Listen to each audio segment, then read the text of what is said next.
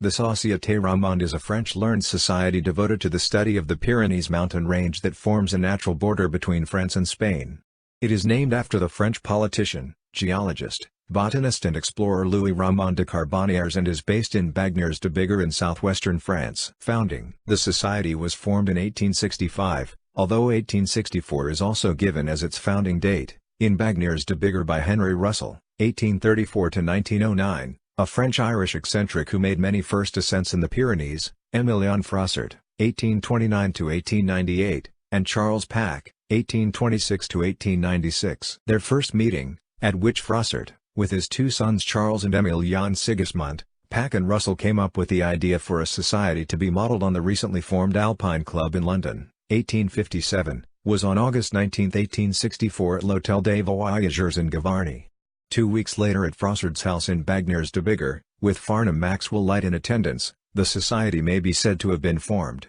At this meeting, Russell, a keen mountaineer and along with Pack and Maxwell Light a member of the Alpine Club, argued that all candidates for membership should have climbed at least one Pyrenean peak of 3,000 meters or more.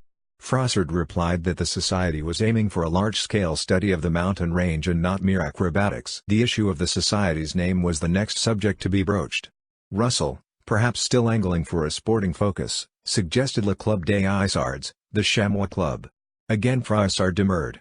The society wanted to distinguish itself from traditional academic societies, while still being devoted primarily to the scientific and ethnographic study of the Pyrenees and to the dissemination of knowledge. Ramond, according to Froissart, had excelled in these disciplines and was the best symbol for the new society. This time all were agreed, and so the club was named.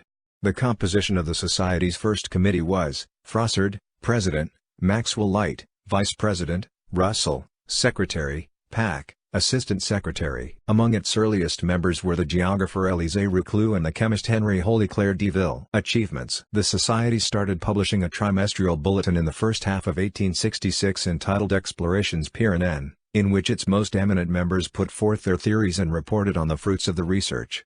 Amongst its early contributors were some of the great names of Pyreneeism, such as Beys-Sellens, Briot, Cordier, Verdun, Lecoutre, Pack, Russell, Saint-Saud, and Vallon. In 1874, the society was given the role of enlarging the collection of the Natural History Museum in the thermal baths of Bagnères of Bigorre, created in 1837, and to have an active role in its management.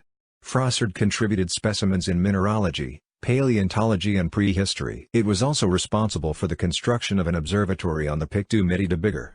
This was the idea of a Dr. Costolate. Froissart and J.J. Dumouriez went to Paris to try and drum up funds from the government, while the Commune of Bagnères, directed by Dumouriez, as well as giving funds also gave the grounds necessary to the observatory. The Société Ramond put all of its funds towards the project, and organized a subscription from its members.